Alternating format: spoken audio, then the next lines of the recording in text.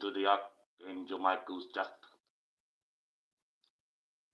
We'll wait a few minutes for the message to go out and people to come in. We'll only be on short time. So, if you're watching the replay, we're just going to do the Lord's Prayer. I'm going to banter some stuff, and then we're going. And then you can enjoy your day with God.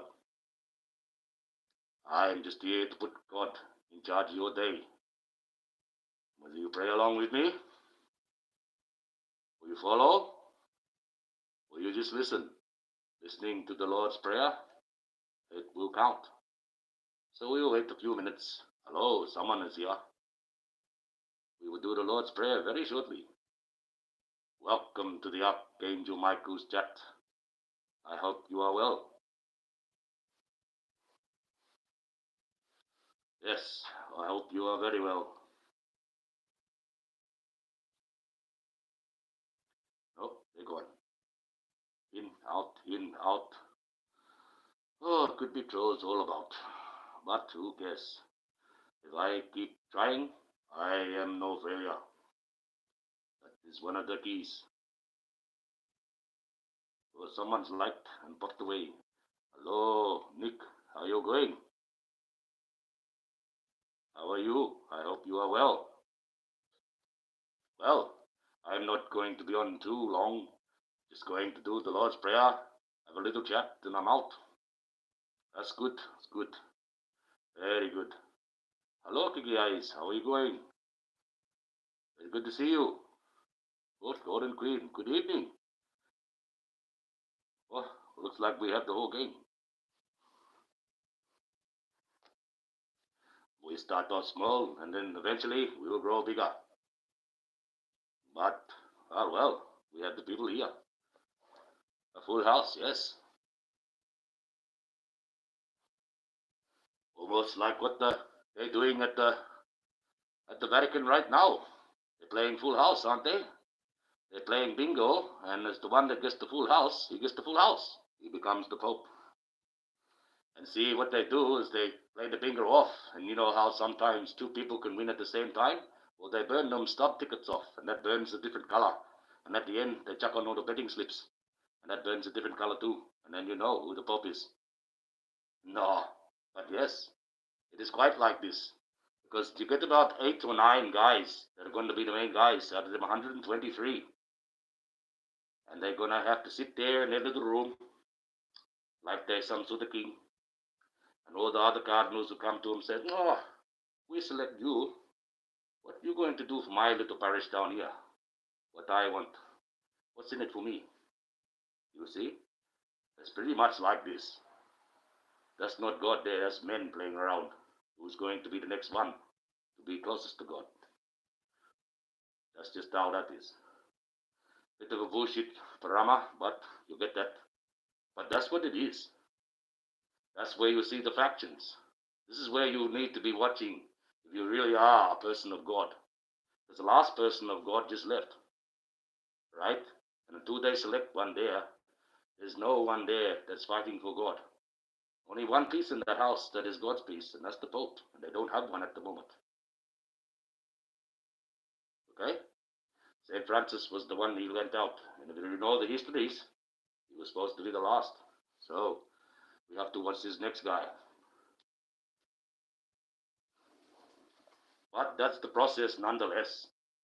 They have 8 favorites, and those are the ones that have sold the most insurance through God and through insurance companies. They get selected. They're the ones that bring in the $65 billion worth of insurance. Oh, yes, we'll put you on there, and there you go. And then they barter off between each other. And that's where you see the factions. When you see these movies and they talk about factions within the Vatican, well, that's it right there. If there was no factions, there would be a clear cut who was going to be next. There will be no process like that. But it's been like that right since the beginning. There's been factions inside that church. Okay? There's a lot of war, a lot of in-house fighting. Which faction is going to control the main seat? And that's what that's about. Otherwise, why is there not a clear cut. Clearly, they would know all between them who is the most sanctified. Clearly. But it's not. It's about the figures and the numbers. They're waiting for them to come in from the stock markets. And they work out who they're going to collect. It's all about money, people. Got nothing to do with God, that process. I'm sorry, but it's true. If they really wanted to do what God wanted, everything that you see when the men were sitting there in that conclave in the Vatican, it's before they go into the next room and start the little bingo. God would want them to sell everything in that room, because there's $1 trillion there. Everything that you see, all that embroidery, all that gold, all those pictures, all that finery, all those cloaks that those men are wearing, cashmere, most elaborate prices, most best materials. God would want them to sell all that, get that $1 trillion, and say, right, the whole world's rent is paid for the year. There you go. Wouldn't that be nice? Wouldn't it be nice to go to your bank and go, oh, you don't have to pay rent this year. That's been paid. The Vatican, they sorted that out. They did what God wanted them to do for a change. This is true. And then they can go back into that little safe that they got there. It goes for miles and miles, and start digging out all the treasures they have in there. Sell them off. God's not in those treasures. God's in here, and he's in here. So what did they got all them for? Let the world know what it is, sell them off, put it out there, feed the poor, feed the whole world. If they sold everything off in that whole room, you'd be able to feed the world for a year as well. And that means all the money that we make for that year, we don't have to pay rent or pay food. That's extra. The whole world could breathe. Literally breathe. We could actually go forward for a change. That's what God would want. But what am I to know? Eh? I'm just a crazy guy in a mask, apparently. Well, we'll get into the Lord's Prayer. We'll do that. Stick my whinging, and then we'll get out of here. Let you have your day. Okay, what do we got to read? The right one. Yes, it is. All right. Are you ready? You don't have to put your hands together. You don't have to close your eyes. You don't have to follow along with me or after me. You just listen. It will count. I will do it for you if necessary. You are not crazy. No, no. I just have to deal with many crazy things. In fact, Nick, I went and seen a site today at the Maddington, Derby-Yerrigan Aboriginal medical place, and I was talking to him, and he's a new one, see? He's a brand new one. I like when they give me new ones. I have fun with these people, because like the other ones, he said exactly the same. Well, I don't know how to put this, Mr. Akbar, but you're not crazy, but you're dealing with some crazy shit. Because he knows, as soon as I pulled out that little note from the government, he knew straight away. There's no way I would have that at all if I was crazy. I would be talking to him in the right room with a straight jacket on, if that was the case. No. That's it, see? That's the thing. And they try to hide away. They think that they can turn their back and hide away, and I will go away. But no, I will stay. All right, let us get into the Lord's Prayer. I'll talk a little bit more, and then you can have your day with God and go along your day. Okay, are we ready? Here we go. Our Father, who art in heaven, hallowed be thy name. Thy kingdom come, thy will be done, on earth as it is in heaven. Give us this day our daily bread, and forgive us our trespasses, as we forgive those who trespass against us. And lead us not into temptation, but to deliver us from evil. Hail Mary, full of grace. Amen. And there we go. God is in charge of your day. He's in charge of my night. Hopefully I get a good sleep. You never know. And that's it. We can sit back and relax. God's in charge. And that felt good. Every time I do that, I actually feel a little bit good. I don't know whether you do or not, but I do. And to tell you the truth, I haven't done the Lord's Prayer for a long time until I met my sister. And I just suggested it, and she raced away, got the book, and I followed, and we did the Lord's Prayer together. And there you go. And ever since then, I've been wanting to do it. So I decided to start doing it when I started going live. I noticed no one does this. So all these other prayers, go to this other stuff. Yes, they're good. Some of the prayers from the heart are good, if they're said correctly. If they're said correctly, some of the prayers from the heart are very good. But the best prayer is that Lord's Prayer. You know, when people went up to Jesus, they say, well, how do we pray the best if we don't know? And he says, well, don't really know. I'll give you one. And that's what he gave them. And they say the Holy Spirit, well, I think he would have been praising his mother. Myself, that's why it's Holy Mary. You know? You got to look at how they cut the woman out of things. Got to bring that woman back in. She's part of God's system too, you know. She can't be always the Delilah. She can't be always the one that wants the head on the silver plate. You know what I'm saying? It can't be all doom and gloom for you girls. You can't be the one always giving Adam the apple. Come on now. Equal opportunity everywhere else except in the church. Come on. God wouldn't like that. He doesn't operate that way. Yeah, that's right. I know you get it. I mean, that's why there's 137 men there. Where's the woman? Why doesn't the Vatican Church change its laws? Because that's not God. God would not want that. They can change their laws. There's Vatican laws, there's Catholic laws, and then there's the laws of God. That's how they run that shop. And the last man that had the laws of God that knew that, he died. Francis. None of them men know that. There's no clear-cut one there who knows that. All they know is Vatican law and Catholic law. That's it. That's about money and checks. Breaking it in. Not about God. Nothing about God in that room. That was all symbols. They teach you in that book, don't look at the symbols, don't look at the idols. Well, what was in that room? You tell me one thing in that room. And they show you when they're all sitting there praying away. One thing that actually represented God. Not one thing. There was all idols, or paintings, or imagery. Not a single God piece there. He gone. He went. He died. But not before he moved pieces. No, he moved the piece. He moved the piece to the King of England, trying to expose him. But he can't use it.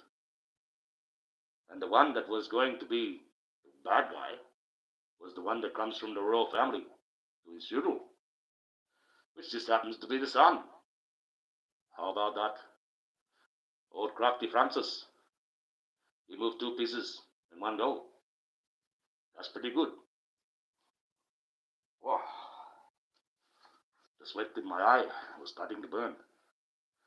Yes, well, that's what people don't see. You don't see that. Because whoever's the Pope, that's God's piece. That's God's man. He's God's advocate. He can't be the devil's advocate. That's God's man. That's what they put him there for. Right? You've got all these factions fighting out who's going to be this one. The main one that runs. The last good guy just went. That's it. He's even put in all the books and all that there. You've seen it all. He even chose that name because he knew that was the last one that was going to roll out that was good. The next guy is going to be a devil's advocate. But is he working for the devil Or is he working for man? Because that's the factions that are in there. Some of them men work for Satan. Some of them women work for man that are evil. There's a war going on inside that church. The last of God's pieces got out of there, but not before he moved something out of there that was very precious to them. The blood of Christ inside that little cross. Those pieces. They could squeeze that, get the blood of Christ out of it. And that could heal anything. Right? And he needed to expose who the bad guy was. So he thought it was the father. But it's not just the son. Because he's coming to the funeral. Because he's coming to ask the rest of them, how do we use that? We don't know how to use this. We can't use this yet. What's going on here? Why did he give me this? Why did the good guy give the bad guy the good piece? Because he's a crafty man. See, God works in mysterious ways. He knew, even though Satan is Satan, he's also an angel. He's also bound to certain rules. And he can't use that piece yet anyways. Otherwise he'll be jumping the board and he will get in trouble. Okay? But in that church, there's no one in that church that can be trusted to have that piece. So the evil men cannot be trusted, but Satan can, to hold that piece, simply because he cannot use it. It's safer in his hands than in the evil man's hands. You understand that one? Okay? That's how this game is being played. Unfortunately, it's true. What? Gordon's birthday today. Well, there you go. That's good. Happy birthday, Gordon. That's very good. And hopefully God will bless your day and give you a good day. I popped onto her chat, and I thought it was her, but it was her mom. Mom, your mom sounds very similar to you. Very similar. And that was good. So, the little game goes on. People don't see it like that, but I have to, because that's just the way it is. You know? That's just the way it is. I hope that we go in. Yes, I know you got it loud. Yes, they sound very similar. Happy birthday, yes. Yes. Well, they do sound very similar. I don't really want to ask because it's a bit rude, but I'm wondering if they smoke cigarettes. They probably do. I don't know. I got a bit rusty voice when I used to smoke the cigarettes. I know that. But anyways, it's not. Hey, no, it's just not. It's just they sounded the same. Not bad. It's just they sounded the same as I thought it was actually Gordon. But you get that. So there you go. So out there in the world of trolls, I don't know. I haven't even bothered. I know that you're going to burn someone, or Nick. Apparently, I might watch that. See what you got to say there. I'm quite interested in that. Because yes, regardless, she's still been going on, hasn't she? And I tried. I went into her chat. I'll leave it that. I went into her chat, said a few things. I actually said, oh, I'm sorry, I'm posing on you. I'm not here as a troll. But at the end of the day, when you finish having a being angry, you're going to have to turn the other cheek. Because that's basically all it is. You know, I was trying to pull her back and not end up going the way of the Black Water. It was just nothing but pettiness. You know? As simple as that. Well, I tried, and that was the end of that. Well, and I had to. It's like I had to with Gordon. There's some things I have to do, and that is done now. So she's got her own fate. So I'm interested to see what you have to say, because yes, she has been bantering on a little bit, and I reckon it needs to stop. They need to change their tune, change the channel, and go on to something a little bit different.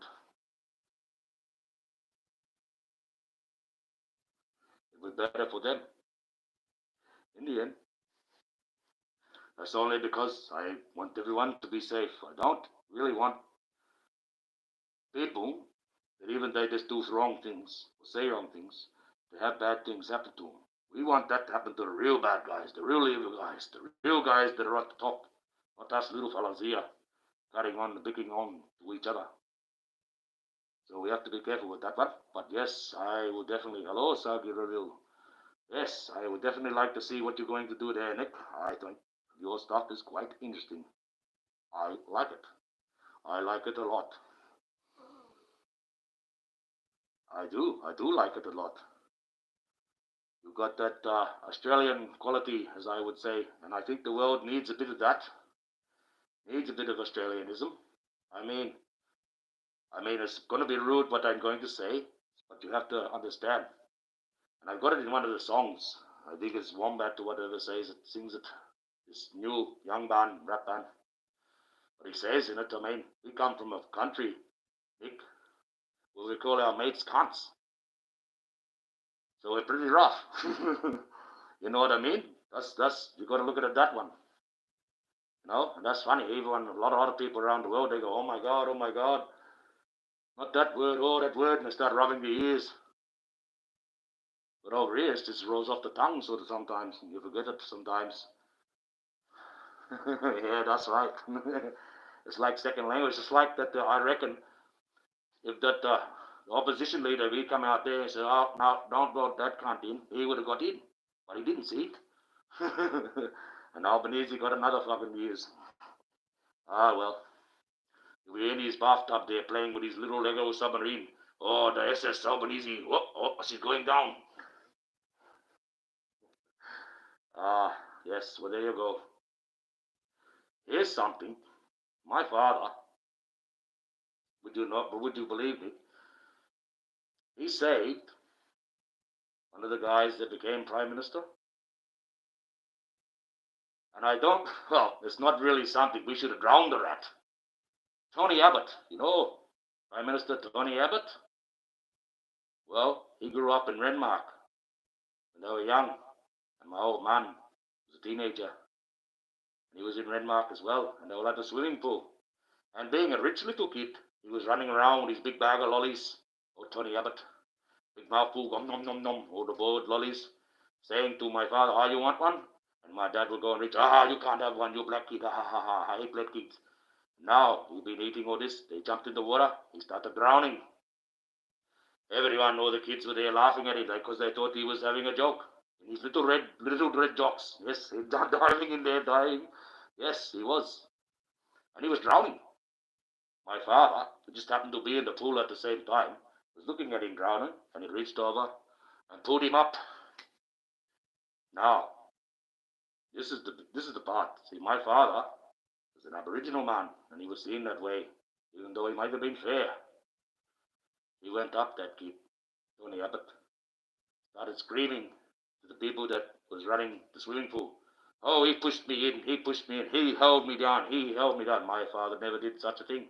My father saved him. So they kicked my father out.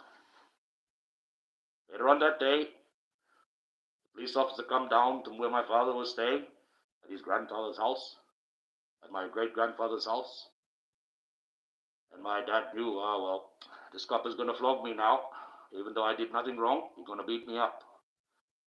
The copper come down and he said, "Put out your hand, Splitter," because that's his nickname. He put out his hand. "Close your eyes." He said, "Oh, he got me close my eyes. This must really going to hurt." And he hears clink, clink, and he feels this clink, clink in his hand. He looks down, and they put in there 2 shillings. He said, "The girls at the pool told me that he was lying and told me the truth." They said, "Did you save him?" Right? And you know why I've given you that?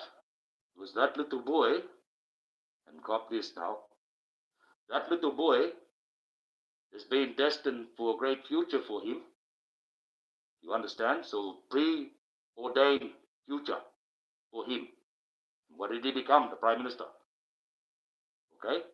This is when he was a little boy. And he said, there you go. So Tony Abbott is the original 2 Bob prime minister.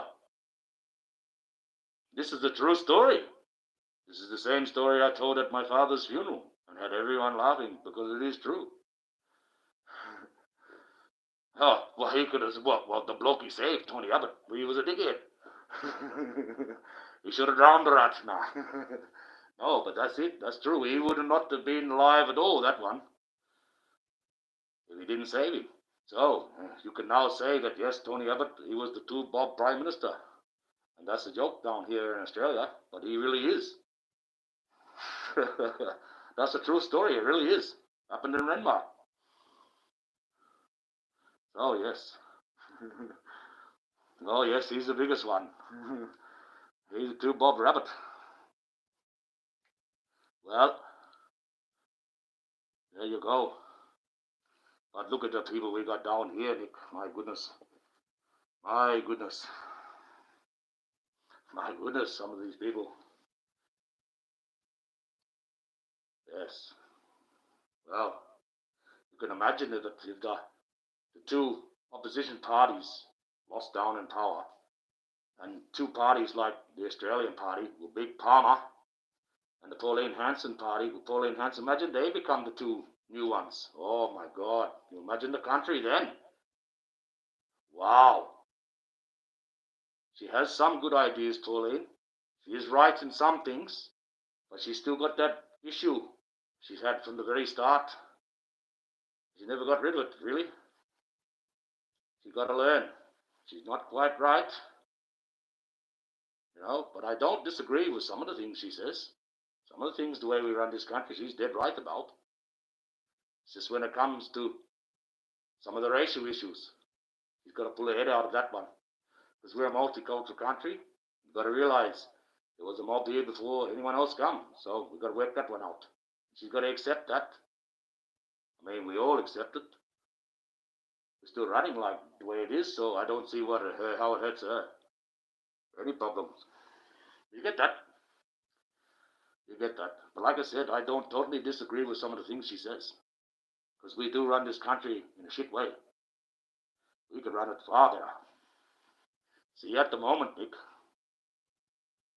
West Australia is the only, West Australia and Scotland are the only two states or countries in the whole Commonwealth that can actually break away and be their own country. They allowed that. That's why they've got His Majesty's Theatre in them. It's only two places in the world that have it. Now, West Australia, is all the minerals here, and we have that GST. And every time they come into the GST, well, WA, we give the biggest amount. We get the less cut. And all the other states, they get a 90% cut back from the GST. We're only getting 70. So every time that happens, they say, well, we'll just unhinge fucking WA and we'll sail away, and then we'll watch the rest of Australia become a third world nation overnight. And what are you going to do then, federal government? So the federal government wants to lock WA in to the federal government forever. At the moment, WA can really sail away anytime it wishes. Okay? It would literally reduce the rest of Australia to a third world nation overnight. Overnight. On paper. Okay? That's how it would work. They want to lock WA in. Because if they lock WA in, then they can cut away from the monarchy completely, sail away for a bit, make up that bullshit prime minister, bullshit president thing, where only the rich are going to elect. That's what they really want. But if they actually didn't think like that, they did lock WA into Australia, the Commonwealth, into the federal government, we could actually break away from the world, Nick, for 2 years, get it right, represent ourselves to the world as an image of what we should be doing. And we have one major policy. We do not send money to any wars. We do not fund wars. That money stays here. We do not fund wars. We do not send money to war zones, even to feed or medical. We do not do nothing with that because that's not happening right. Okay? Half the medical stuff gets sold, half the weapons get sold, half the money never gets there. So someone's got to stop that. And meanwhile, they sit back, drinking the best wine, wife's got the best dresses, and all the people are fighting in the street. Doesn't work for me. So we're giving them billions of dollars. What for? What for? Why? That's not our war. It's got nothing to do with us. What have we got out of that? Nothing. You know? Yeah, well, see, people say, but you got to back him up because you got the bad guy, the Putin, he's the bad guy. But you got to back now. The more you fund any war, doesn't matter which side you fund, the more that war is going to go on. That's the whole function of it. And once they realize they want a bit of a cash cow, well, it's in their best interest to run that war. They keep it floating. It's their best interest. It's all about money. Once those weapons start moving around, there's a lot of money in the world getting chucked around, you know. Just for that little war. Crazy, but it's true. It's all about money. It's all about money. Who's going to control that money? And that's the thing. We need to break away. We've got the opportunity to do this because we've got everything on shore, Nick. We really don't need to import anything. We've got the place up north here where they drill down for the oil in the ground. Comes out, is that pure? You only have to refine it once. You could put it straight into your car. Now, fuel and oil, they're going through at least 7 processes before it gets to that stage. But we sell that straight off to the Chinese. We're supposed to be going to war. Now, also up north in the Kimberley region is the best steak and the best beef that you could possibly get in Australia. Just when you bring out the raw meat, you can smell it. Oh my God, I want to eat it. When you get that cooking, you get the taste for it. That's how good it is. Not this F-grade meat that we get in the store, which is F-grade meat unless you go to a good butcher. Right? And those farms up there, the best meat in the world, is packaged up in little seal sandwich bags of steak. They cut them up, put them in 10 in the package, and wrap that up, and they send that straight to the Chinese army. And then you see all these little Chinese hawks coming out, put the steak in, boil it up, bring it on, nom nom, they ain't no this best steak. Big, thick, juicy steak, you know? And what we got over here, little thin, watered down with a cold steak. It come off a F-grade cow. You know what I'm saying? That's how it is. Our meat, which is right here, we give away overseas. The meat that we get, that comes from Argentina, more than likely. It's like when they say in Australia, oh yes, Angus beef. All the burgers seem to have Angus beef. Now you do the calculations. How much Angus cows are out there? It doesn't work. Okay? It doesn't work. It's not adding up. So they're substituting something else. And that's what you end up finding. They say, oh, in the end, when we go to court, we just tell them we mixed the meat and we made it the same consistency and protein as that, so we can sell it off as that. And they will quite accept that. That's how stupid it is. Oh, Angus beef, yeah, but it's been manufactured to be as good as Angus beef, but it's not Angus beef. Come on now. How many burgers get pushed down a day here? We'll kill that many Angus, the amount of cows, Angus cows we have in Australia, we'd eat them in a day. The amount of burgers that are being pushed down. Come on now. Where are we getting these cows from? It's true. You know, we lied to. We're not told the full truth. Even our government's really corrupt. I don't really like them, Nick. If we will expose them, they're Western America. You're gonna find out they've been really fingering us a long time. How long has our wages been cut down? You know what I mean? For a country that's so rich and wealth, and now we could do this for toil. Even in our anthem. Why can't none of us be like this? I mean, some of us are, about 1%.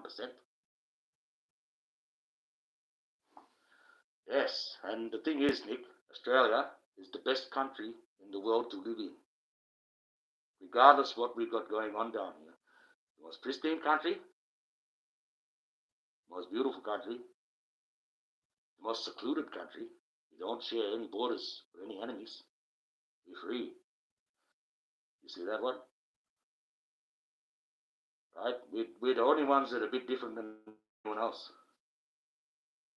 In Australia, we got the opportunity to show the world how it's done.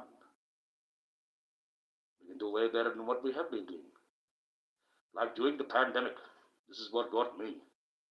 During the pandemic, everyone was locked down. Everyone had to take certain shots, get certain scripts to be able to move around, even for work. But none of the FIFO workers. Now, this is where I got really angry. They were saying, oh, the FIFO workers, the FIFO. Fucking what? You're talking about fly in, fly out workers that sit on their bum and get $200,000 a year. And how are they special? What? Because they pull the minerals out for the government to get the tax. So how is they special? You tell me, Nick. How is FIFO workers special? They work for the mining companies. How is that special? How is that the special job that's going to keep rolling during COVID? Oh, and of course the horse racing. Every other sports event in the world was closed down, except horse racing. Think that one. Mines were allowed to function day and night. Everyone was locked down. And the horse racing was freely allowed to open up that gate and put on the bets. Come on now. See how the world functions? Very evil. That's the way I see it. But it was like that. What have they got to justify? How could they justify that?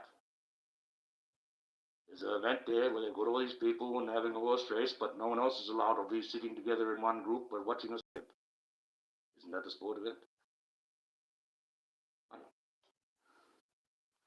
Horse racing, you make more money in that than any sport event around the world. It's like now, I'll go down to TAB, and they got bets on who's going to be the Cardinal. They'll have all the names up there, and they'll have a little selection, and there's the betting slip. You can bet on anything in this world, as long as you've got the money. I mean, look at that Squid Games. That's not far from the truth. I guarantee it's not quite as elaborate as that, but I guarantee there's things out there like that. Rich men know that those two poor men, well, we'll put them in there, and we'll say there's $1 million in there, and only one of you can come out of that ring. And they'll sit back and have their enjoyment and have their little bets on the side who's going to win. Crazy, but they do. Well, they wouldn't make movies of it, and they wouldn't even visualize that if it doesn't happen. But it does. Like they said, one first thing about Fight Club, don't talk about Fight Club. That all was up in here, in him. In the end, if you really watch that movie correctly, he invented it as a scam.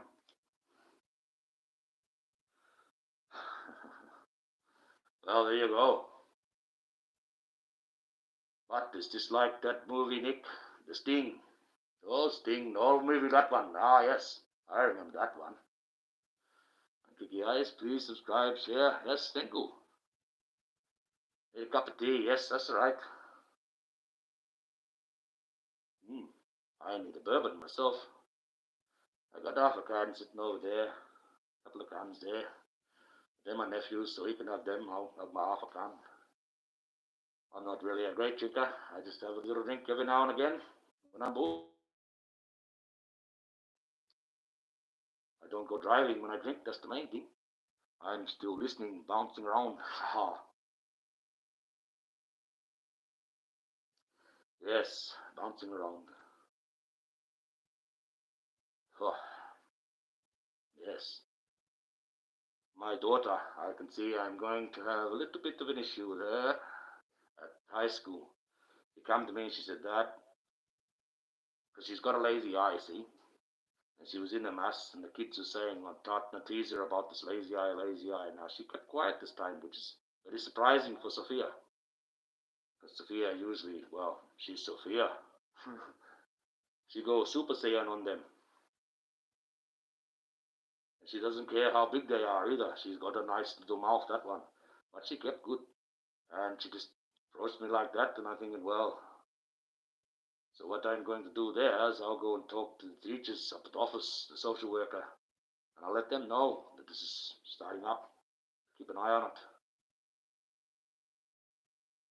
Because if they don't, it will affect her. And she does take that ADHD medication, so, you know.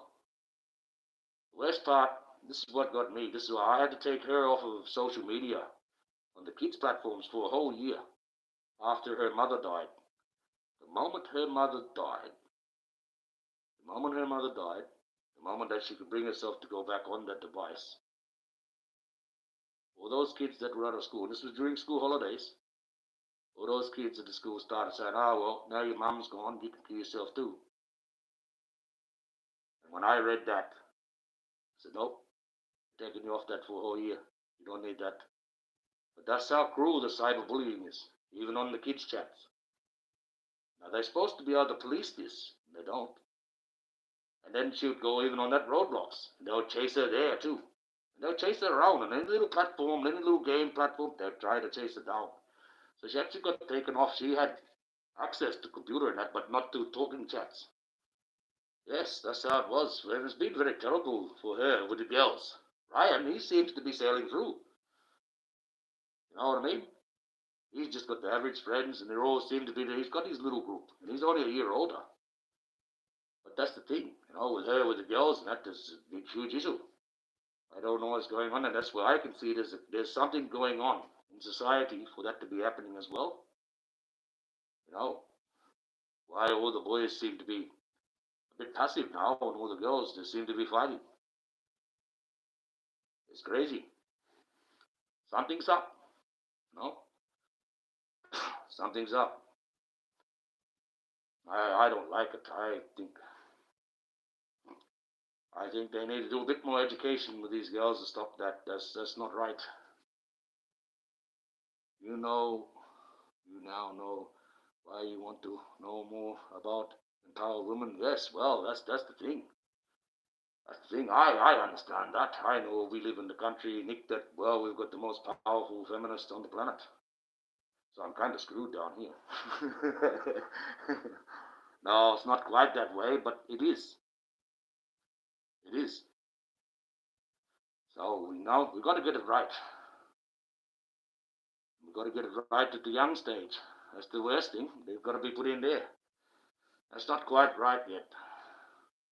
And it's not so much the education of what we're doing.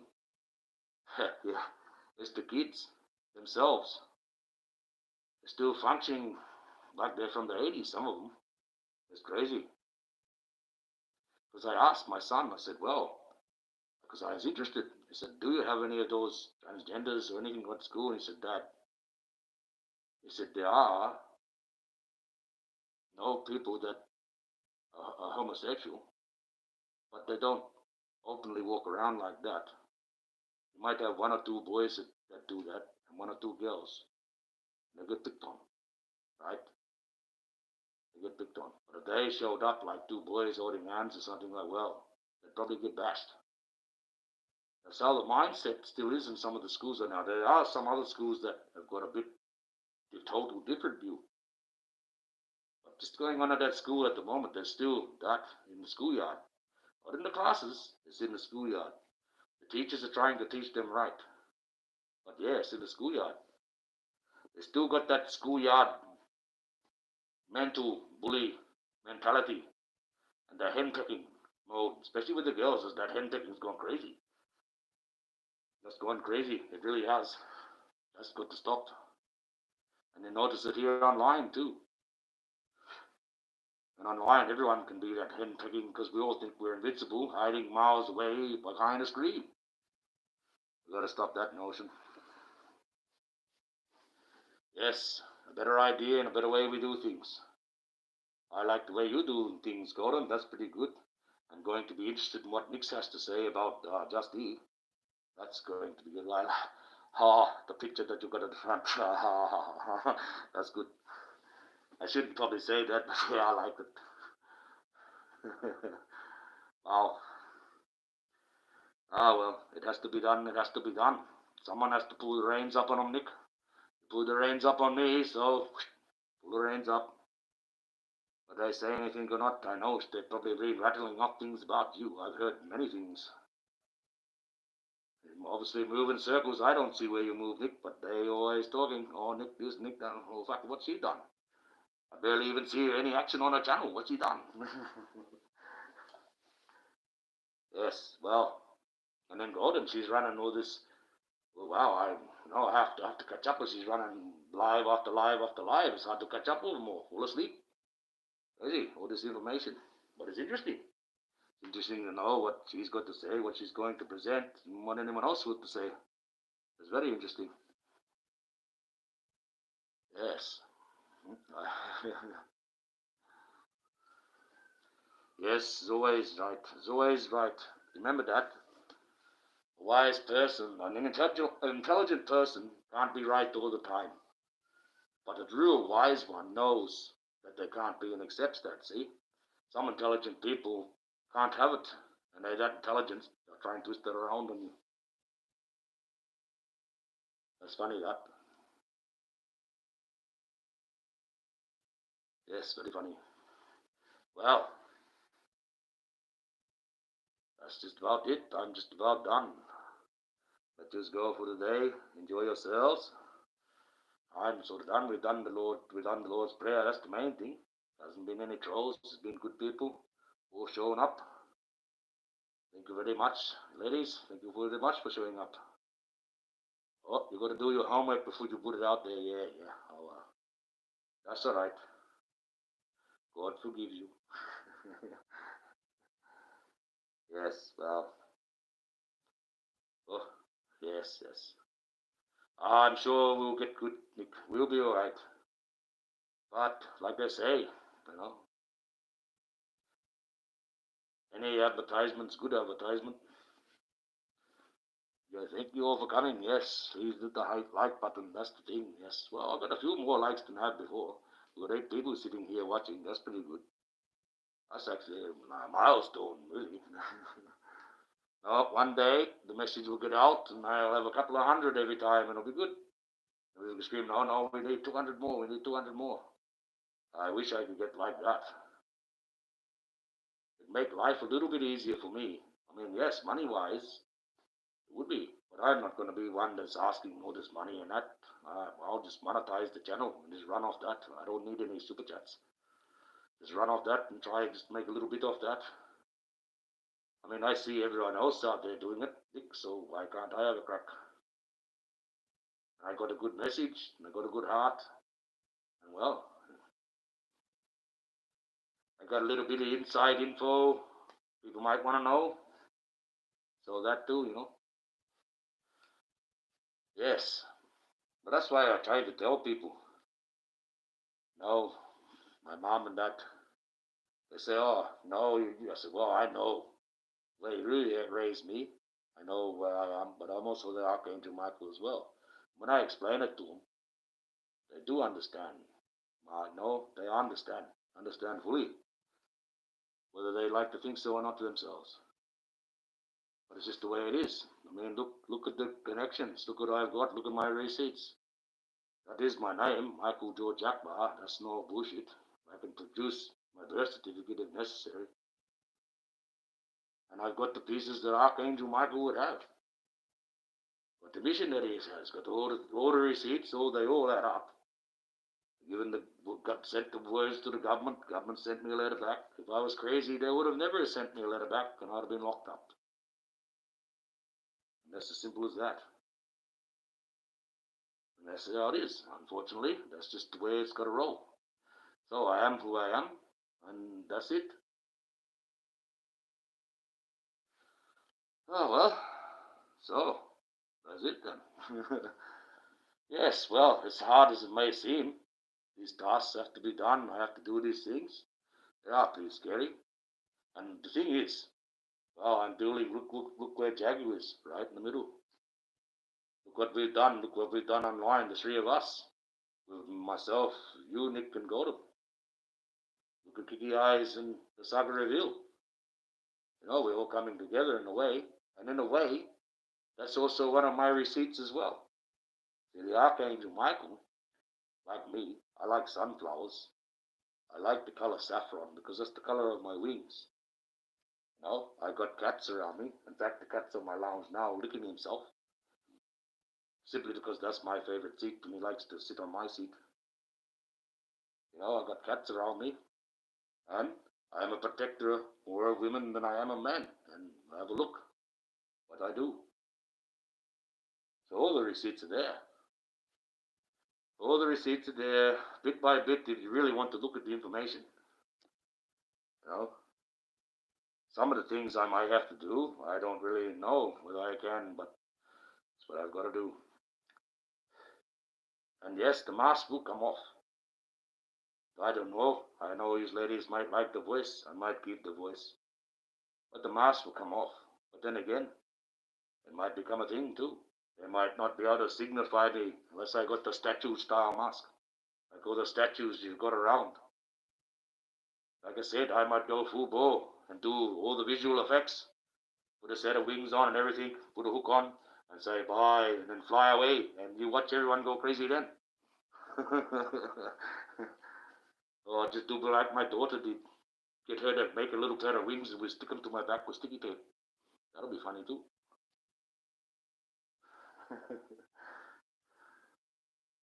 Now, if I had wings, guys, you think about it. They want to know how I got these wings. They want to know if I'm the real angel. And they will capture me and they want to use me as a weapon. For them, but I'm a weapon for God. Now, he's been lied to through imagery. That's one that's been installed by Satan a long time ago. He's happy about that. When they come, you're not going to recognize them. They're going to be thinking they look like that one.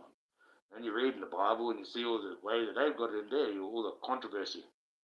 How angels are shaped like balls with eyes around them and all this kind of nonsense. And, well, yes, some of the messages are. And you've got cherubs and all this type of stuff. You know, a lot of strange things. A lot of strange things. But it's not. In one form, it probably was. In one way, it probably was. That's how they got the vision. But they're visions and imagery, nonetheless. Okay? There's imagery. They use those images like having Jesus. This is the best explanation. First time my father, at 2 years of age, when he walked into a church in South Australia, which is renowned for its churches in Australia. He walked in and he seen this man on this cross, was nailed to it, and blood coming out of him. And he thought to himself as a 2-year-old child, if they do this to the Savior, what the hell are they going to do to me? That's the image that a child sees.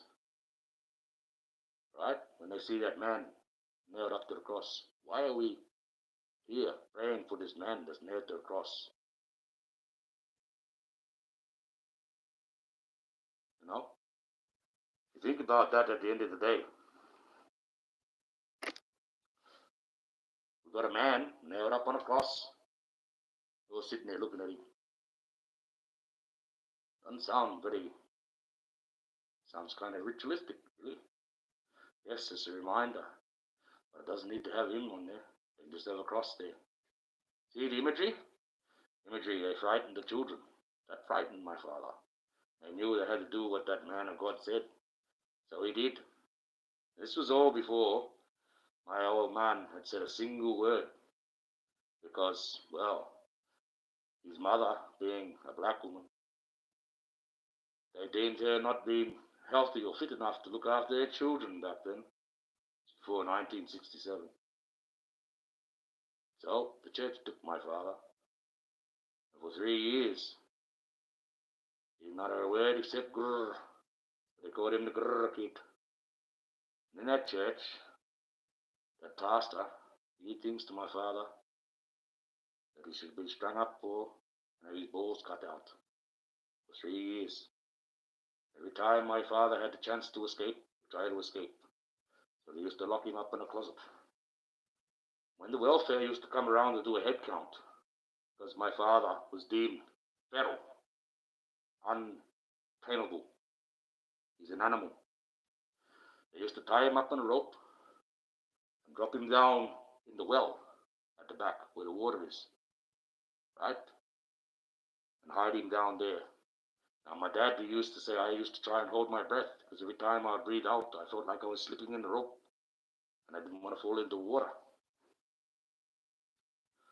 put the lid over. So when they come out and check and do the head count to see whether they're treating the kids right from the government, they wouldn't have him, this abused little boy, my father, there, because they hid him down the well.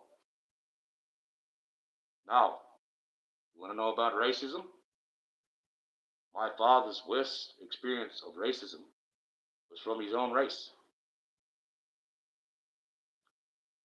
Okay, when he was down in that well, the lid come off one time, and he started getting hit with stones.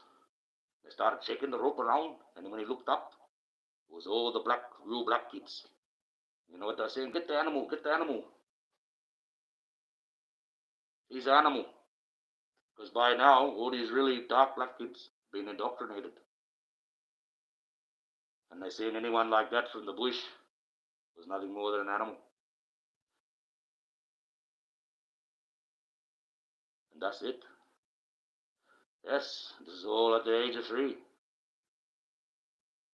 At the age of 5 and 6, they said, well, you cannot be taught. No one wants him. You can't have him because you're a black woman. But we have to send him back and destroy him out in the country. That's what they were going to do. It's going to take him out, right out in the bush, just release him like a wild dog. And it was the woman that was sitting there writing the thing at the judge, at the children's court, writing there. She said, you can't do that. That's a little boy, whether you say so or not on paper. That's a little boy. So they said, well, he can go back to his own people, but he's not allowed inside the town. So they put him on a train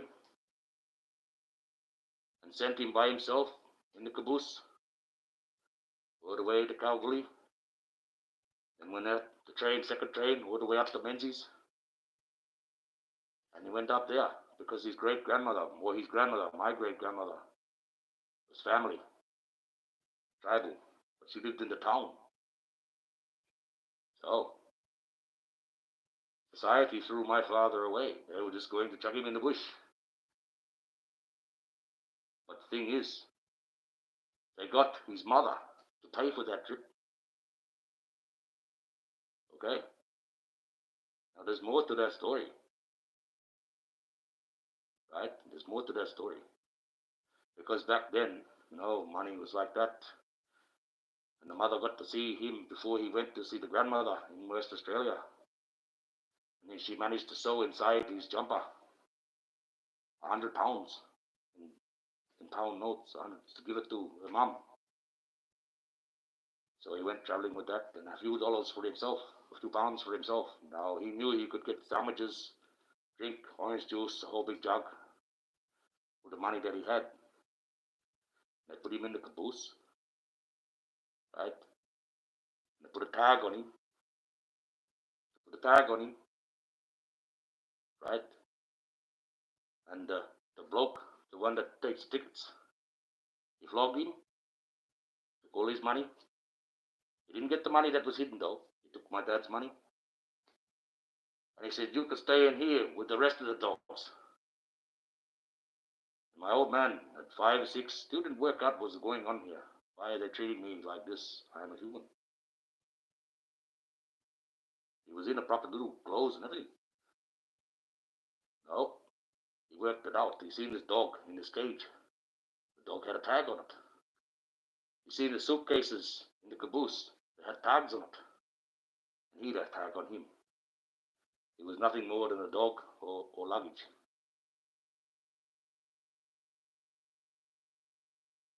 Yes, it's very sad what happened to him. What happened nonetheless. Very terrible times. And that's only the beginning of his legendary times. He went through a lot. He's seen murder.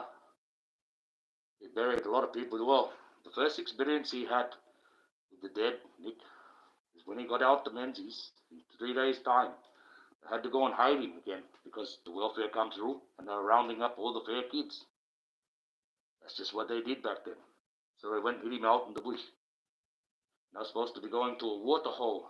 So he went with this old man, same old man that ended up showing a lot of things.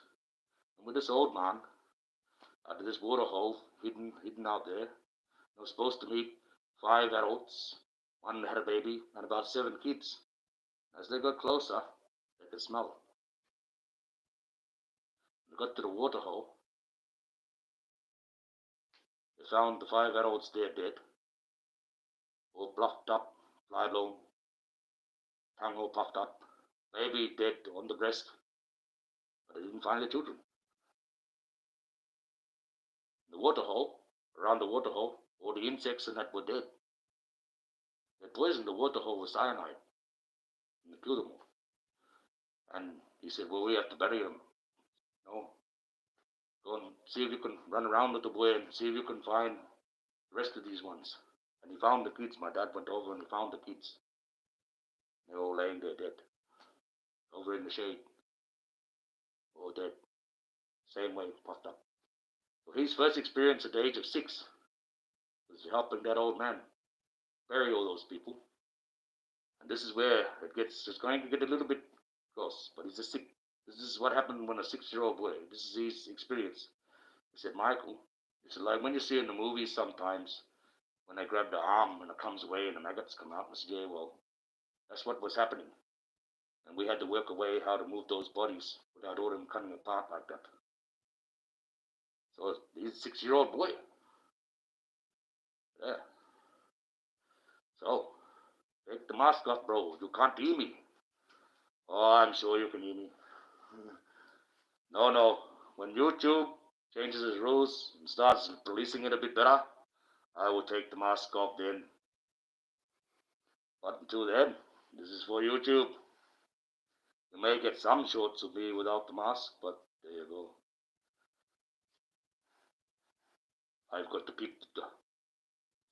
keep with the same content. I can't go changing it now. Come on now. People might start liking the way I look, the way I sound. I reckon you do. Well, I will sit down and I'll give you the full narrative of my dad's exploits and how he is actually a legend. You know what I mean?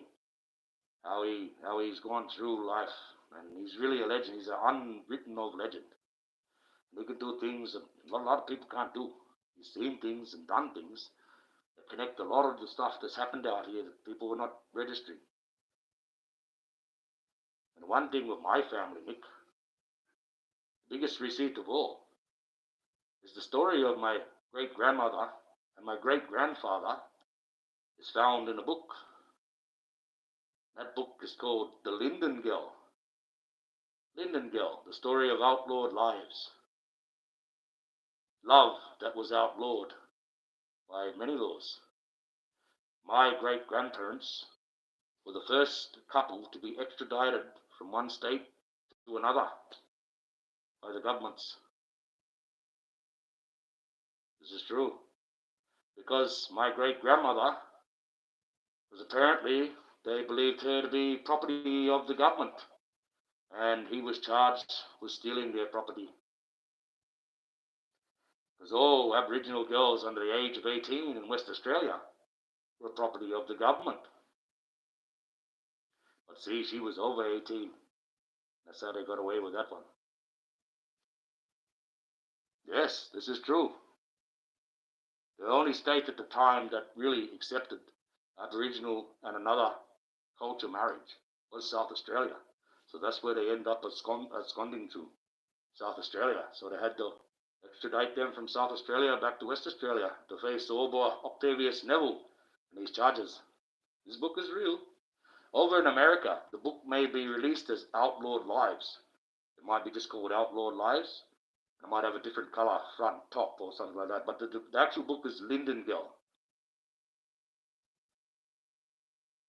By author Pamela Rodslowski, I think her name is. This is the best way to pronounce it. Don't quite know how to pronounce her name, but yes, Pamela Rodslowski. I've met that woman a few times. Yes, and that's a story about our book. She wrote the book In the Tracks of the Camel Men in Australia. That's the book she wrote. That's one of her first books. And She come across the Akbar family and we wasn't represented there, and she wondered why, and she had to go research that. And she come across our story. Yes, they do have that story. It's been printed twice, a couple of printings. But yes, that story is out there.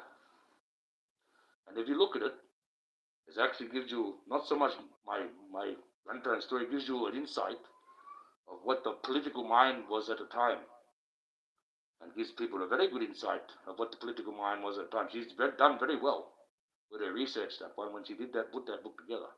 And that book, when it first came out, Nick, inspired a lot of the other Aboriginal people to go and get their own books.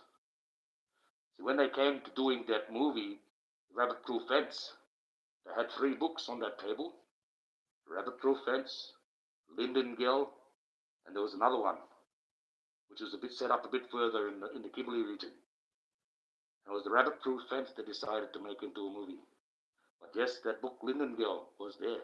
But they realized if they put that Linden Gill one on, it was harsh enough, that Rabbit Proof Fence, as it was. Right? Harsh enough. The same country, exact same country. Harsh enough, that one as was. But if they made that one of my great grandparents as a movie, well, pretty controversial. So I don't think that's the reason why they didn't make that one. It was the least controversial one got made, which was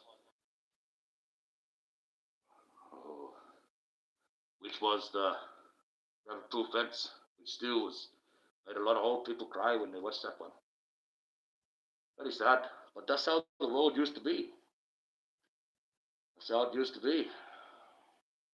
You have to get it right, and that wasn't that long ago either. Not really that long ago. Still people alive that were suffering from that one. So it wasn't long ago at all, really. And you also want to know something about, they're not saying the proper thing about that 1967 referendum. Because there was a few things that was passed through on that 67 referendum. And it wasn't just whether Aboriginal people would become humans. It was to see whether women would have the vote. You know, you couldn't vote before then, Nick. If you was a woman. After 1967, you could. You become a full citizen then. Right? And after 1967, what they did was they created 1 million unemployment overnight. And they haven't been trying to get that down ever since. That's why we have a Centrelink. That's why we have an unemployment. Seriously. Otherwise, on paper, only the men would have the jobs. Only ones that were certified as humans had the jobs. And the government worked out, hang on a sec, we get a cut every vote that we get. So we let the women in that vote and let these Aboriginal people become humans. We can take more of a cut for each party. Take more of this tax money that we're bringing in. It's all about money. But nothing to do with letting the Aboriginal people be humans or women having the vote. They just released a bit more money. I mean, each time we vote, if our vote goes to them, to one party, that party gets $1,500 for our vote. So you work that out, 1 million votes times $1,500. That's how much that party going to get. That's how it works. You know, I believe they shouldn't have that. I believe only the winning party should get paid. Then you wouldn't have any of that opposition shit. Because they'd have to function privately. But that's not how it's working. How are them politicians still raking in dollars when they're not in charge? I mean, look at the one now in opposition. He didn't even win his own seat. So how's he getting paid? Who's paying him? Are we paying him through our tax dollars? Or is the Liberal Party paying him as a member of their party? Which is how it should be done. You want to make money free up in this country? No more car cave. Get rid of all the vehicles. They have to make their own way to work. The only one that gets a vehicle is the Prime Minister. We'll chauffeur him around because he's got the top job. The rest of you's got to buy your own shit, get your own day, Uber, get taxi. The regular people, why are they going to be showered? Why are they going to be given a car? Why are they going to have those billions of dollars that they waste on all that finery when they could be spending it on us and the rest of the world, making things better? I could make our deficit disappear overnight just by cutting the government's funds by half.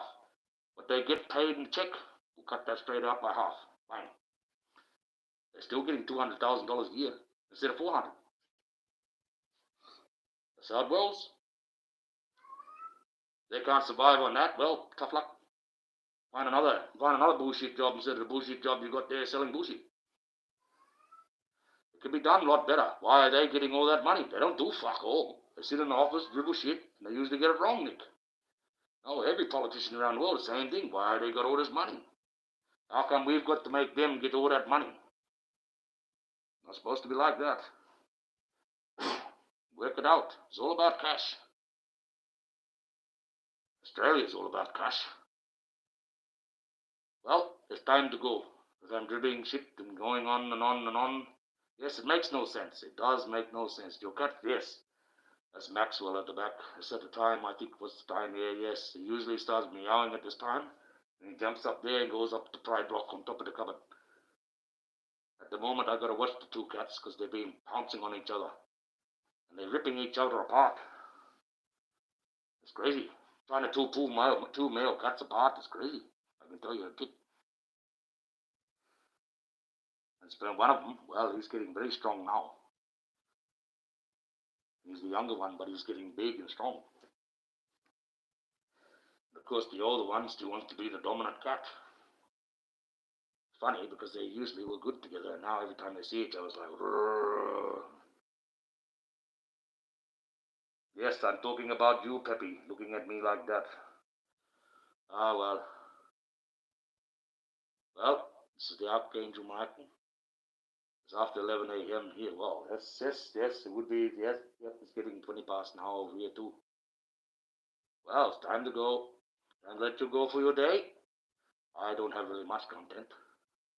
I didn't have any at all, really. Still a bit of talk. Yes, have an awesome birthday, Gordon. That's the best thing. Make sure your birthday is really good. And I hope someone's got some sort of a cake or some nice feed for you. Or even a nice present. That would be nice. Sometimes it's also good if you don't get those nice things. If someone gives you a hug or just comes up and says, happy birthday. You know, it's good. My 50th that I just went through, I returned when I turned 50. I didn't have that happen at all. Not a single person wished me a happy birthday until I reminded them. Seriously. It's supposed to be a milestone, that one. I sat over there by myself. No one helped me celebrate my 50th. Your 50th during the pandemic, yes, well, yeah. That wouldn't, that's the thing, yes. Couldn't even have the party back then, but those horse races could still run, and so could those mines. Think about that.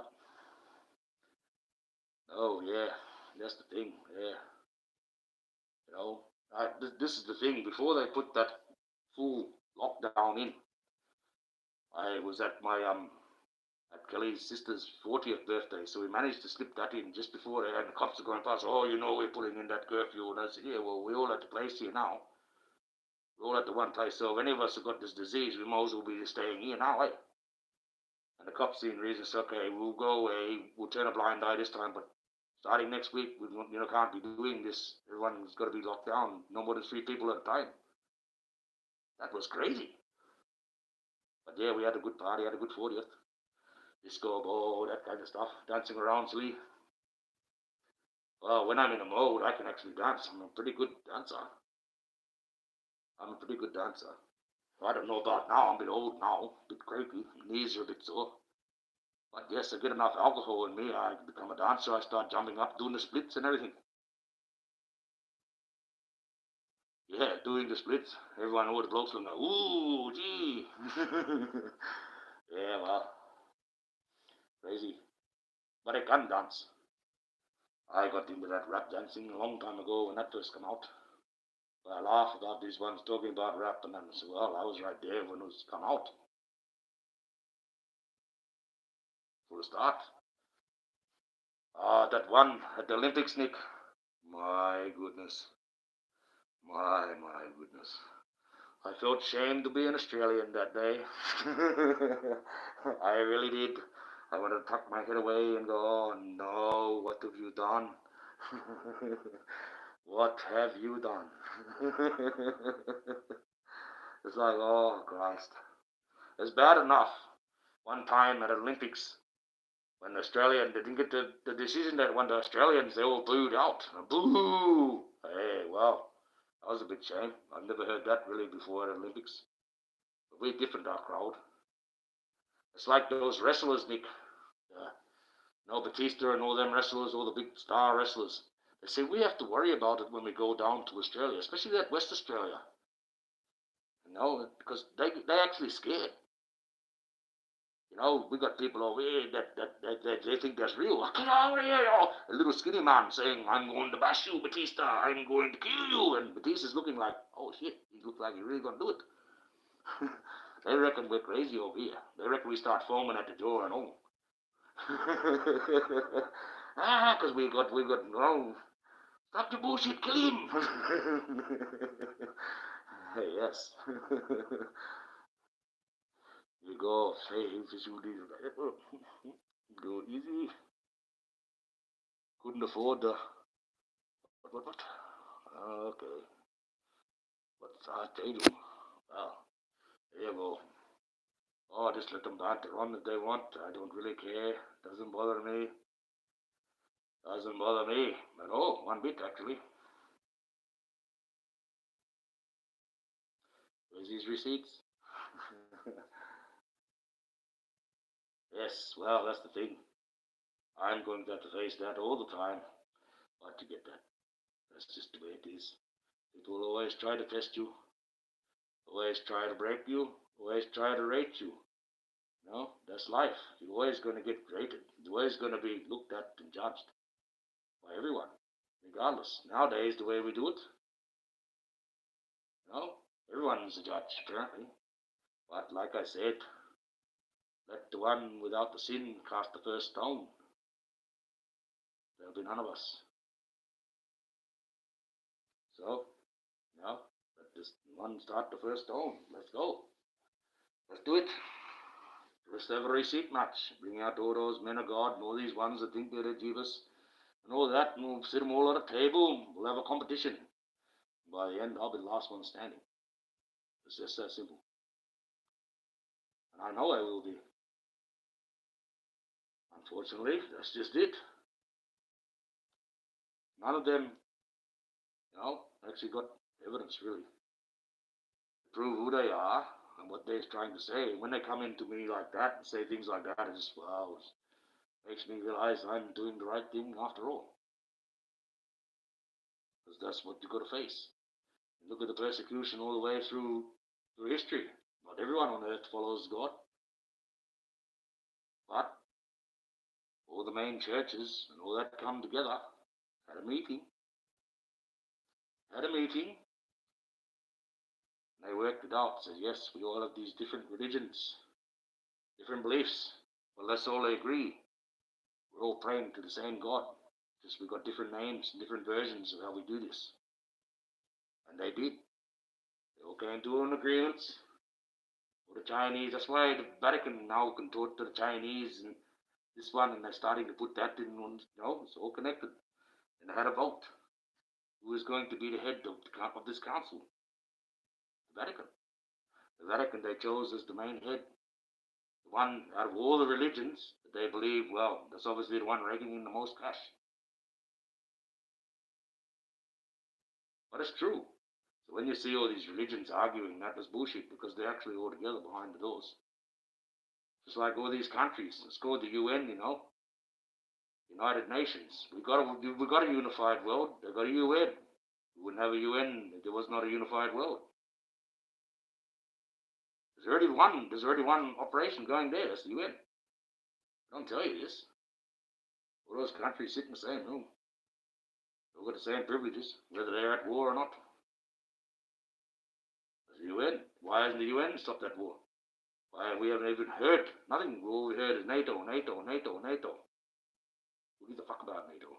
NATO's North American Transatlantic Alliance. Why do we need that? What's that got to do with the world? No?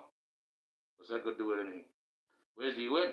Why hasn't the UN stopped this war? Why haven't we not heard a single person from the UN come forward and say, stop that war in Ukraine?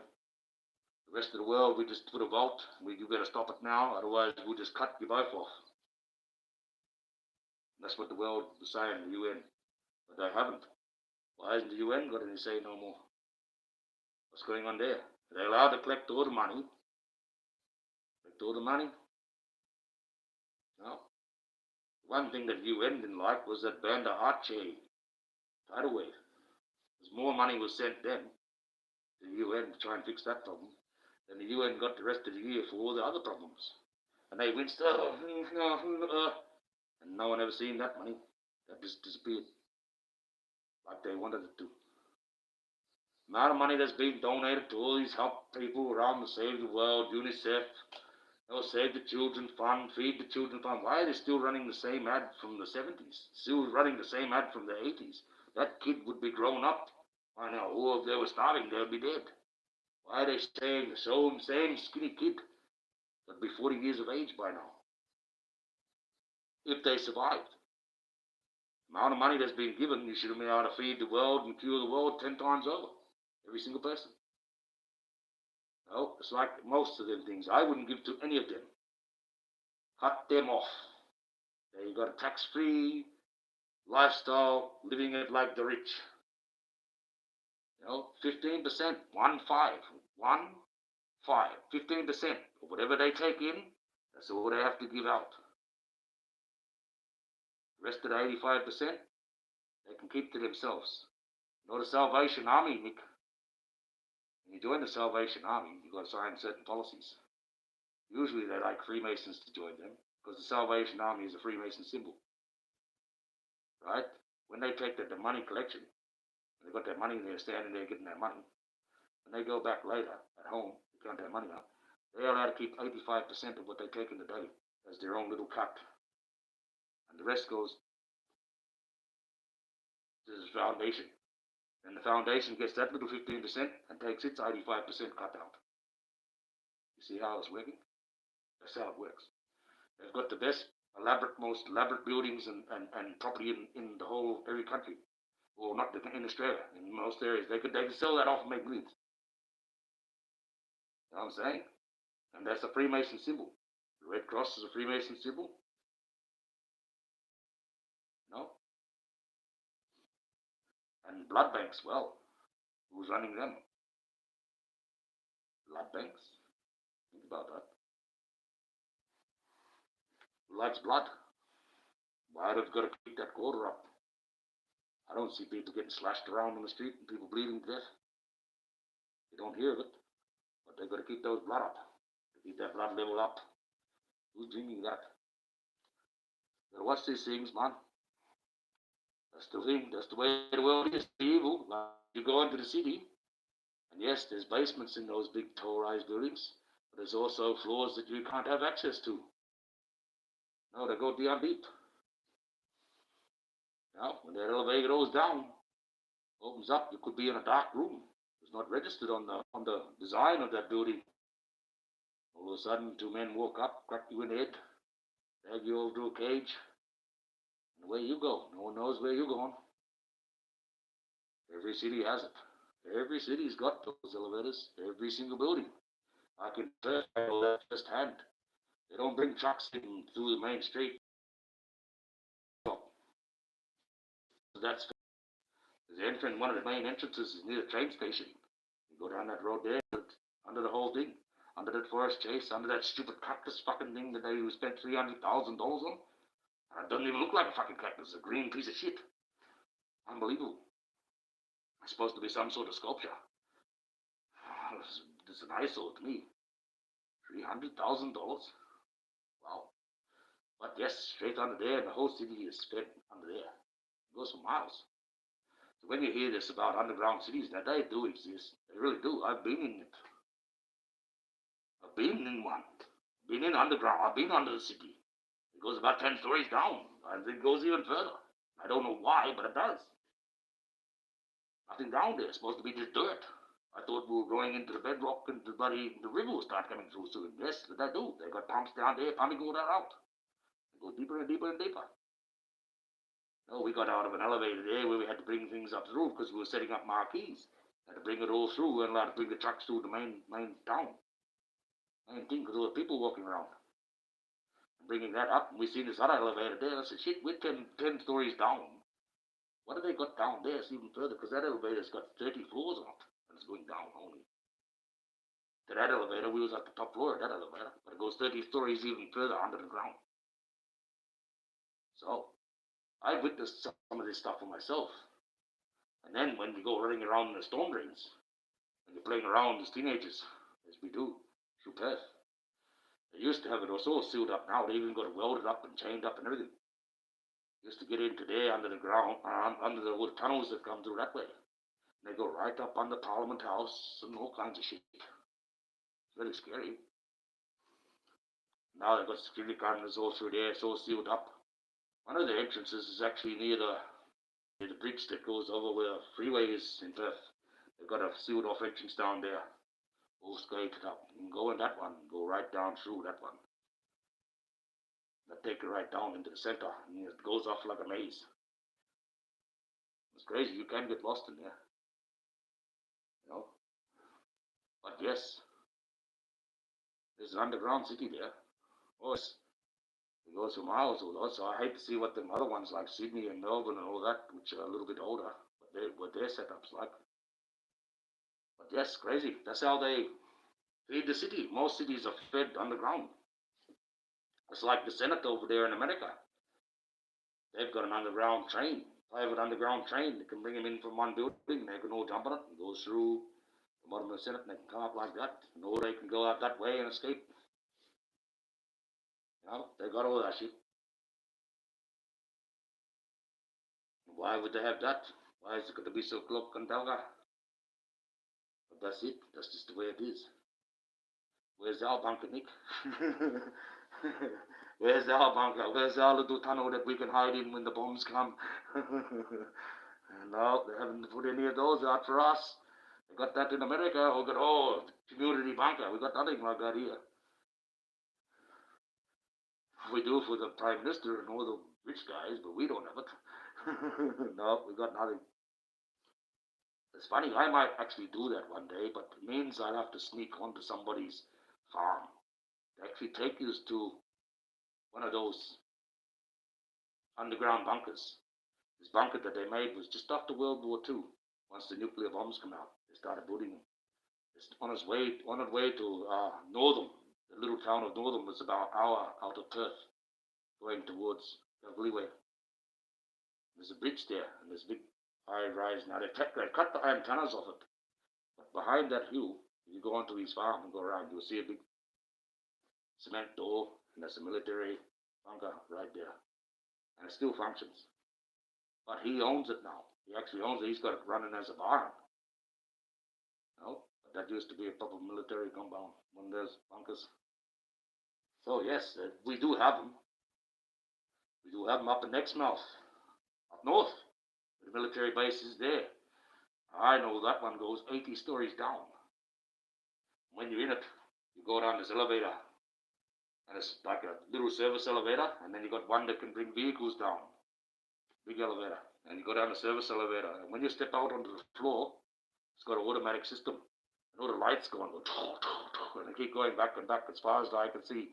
You know what they got in there, Nick? They got rows and rows of tanks, rows and rows of jeeps, rows and rows of cannons, rows and rows of ammunition, rows and rows of food, all kinds of stuff down there. And that's just like a cell ready to go, ready to pop. It's either where they're storing all the stuff that we got, or that's something else entirely.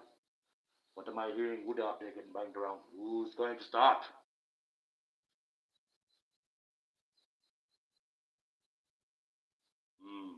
Or was it an aluminium can rolling in the wind? I have to watch it around here. The street's pretty crazy. Pretty crazy. Very crazy. Actually, a lot of people on the drugs, up and down the street, up and down the street. And it becomes active at 3 o'clock at night. Crazy. Crazy. No. I just thought someone was out there having a round. But it's not. It just sounds like a can rolling around in the street. What's that? Maxwell. Well, I'm going to go. I've been on an hour and a half. I got my chat, my watch hours up. I know you are going to be going live eventually, Nick, when you do your research. That'll be interesting. Be good to catch up. Yes, well, I'm done now too. Yes, be good to catch up. We'll see what Gordon's been up to. She's got some very good content. I actually like watching that. Even if I don't interact, sometimes I sit there and I just watch. Just, because I don't want to interrupt her when she's saying things, because I know I can be a bit of an interruption. No, I don't want to be too much of a distraction. But that's just the way it is. So, yes. I hope she has a good birthday. Yes, Kiki Eyes. God bless everyone. God bless you, Nick. And God bless everyone. And I'm going to go now before this cat rushes the other cat. Baby? Baby? No. Oh, they start, and then I start getting scratched up. I show you. I don't know where you can. No, you can't see that scratch. See that scratch? That's the back legs of the cat. And they were fighting last time. But a nice little scratch, that one. That's the most deadliest weapon on a cat is those back legs. They start kicking the fucking them. Oh my god.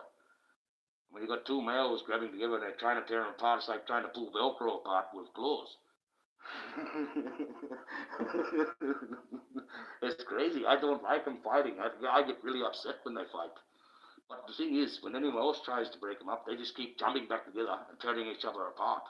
When I get them and pull them apart, I say, now you behave. They actually listen. They want to fight again, but they settle down, and then they'll just sit there growling.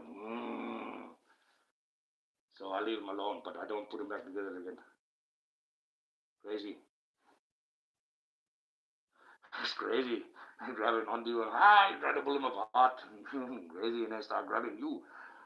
Oh, them claws, I tell you. Them claws hurt sometimes. Well, this is the Archangel Michael saying goodbye. Thank you, Kiki Eyes. Thank you, Nick. Thank you, Gordon. Thank you, Saga Reveal. Oh, a few others that were here. Thank you very much. Thank you for the likes. And I hope you have a good day. And God bless everyone. And I'll go live again tomorrow. I don't know what time. I'll advertise that. And yes, good night everyone for Australia here. And good morning everyone over there, or good afternoon, or whatever time it is, wherever you are watching the Archangel Michael's chat. And tomorrow we'll do the Lord's Prayer. We'll do it all over again. I might research, do a little bit of content, so I got a bit of something to run with instead of just off and off and off.